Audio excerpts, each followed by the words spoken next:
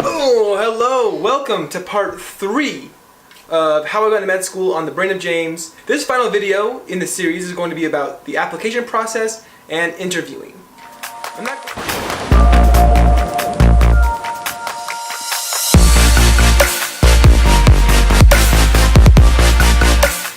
not going to get into the nitty-gritty, more of a general process that I had to go through and my thoughts. Here is the time link to the second part. You're welcome. A quick timeline of the whole process is that in June, applications open. I submitted mine a little late in August. You interview all throughout the fall and winter, and you go to school the next year. The application process was a bit of a frustration to me. Lots of writing, getting your letters of recommendation. But hey, if you're going to be a doctor, it's going to be worth it. Most schools have rolling admissions. You are competing for more spots the earlier you submit your application. My first approach to applying to med school was the shotgun approach,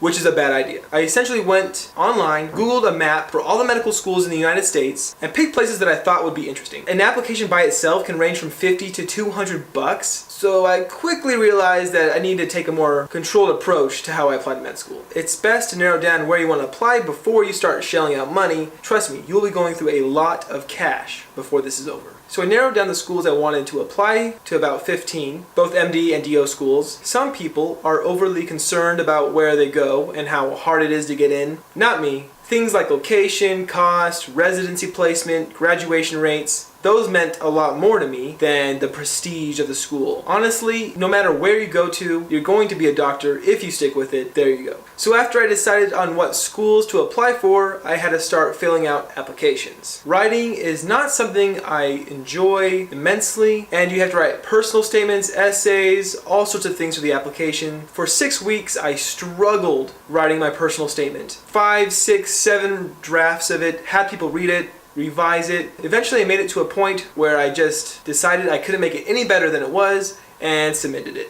Remember that a personal statement is something that is going to make the school want to get to know you, to invite you out to an interview. So make it interesting, personable. So don't just restate your application in a story form. No one wants to read that, trust me. I settled on writing about a few experiences that helped me become a better person, and I thought that was sufficient. You also need to submit your letters of recommendation. My school offered a letter tracking service. They sent the letter directly to them, they collected it, and sent it out as a packet, which was very convenient. After I submitted the primary application, I received secondaries within the next couple weeks. I did more research on the schools and filled out the secondaries for the schools I really wanted to go to because I was not about to write 10 more essays for a school I was like meh about. I also didn't submit a secondary for one school in particular because it cost over $100 just to submit the secondary application. And they sent the secondary application out to every single person that applied to it. That left a bad taste in my mouth, so I said adios to that one.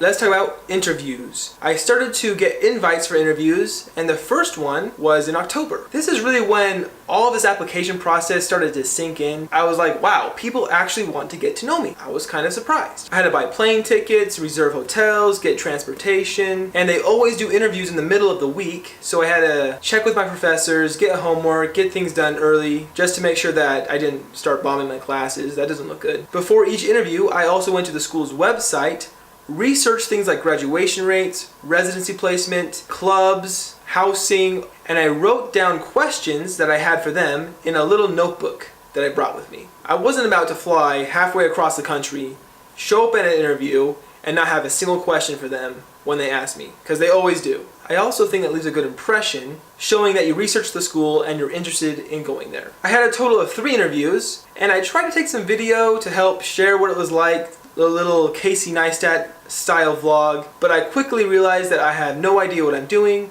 Casey Neistat would be ashamed of my vlogging skills. I still don't have an idea what I'm doing. Sorry about that. I made sure to take some exercise clothes. If I had any time extra before the interview, I went out on a run to help calm my nerves, get to know the area a little bit, and that was a fantastic idea. Highly recommend that. The first school I really liked. I thought the students enjoyed being there, and it was a great experience. The lunch they fed us was top-notch as well, and that never hurts. It may be primacy bias, but this was my favorite school of the three. Interviews themselves were all open file, which means they could see my MCAT score, GPA, application, and the interviews were with a couple people from the school, usually a professor, an administrator, a student. The interviews themselves were honestly just like conversations. There are different formats for interviews, but mine were pretty relaxed actually, just trying to get to know each other, which I appreciated, and I felt like they really wanted to get to know me. They just asked questions like, what brought me to that point? Maybe some questions off of my application. Just be yourself in the interview. Don't try to be someone else. Don't try to be someone that you think they want you to be. That's not gonna work. Just be honest in your interview, and that is the best policy. One school in particular asked if I had any backup plans to med school if I didn't get in. Of course I do. So I told them that. I told them what I was planning on doing. I feel like that may have rubbed them the wrong way. Just some of the vibes I got in the rest of the interview. I was waitlisted at that school,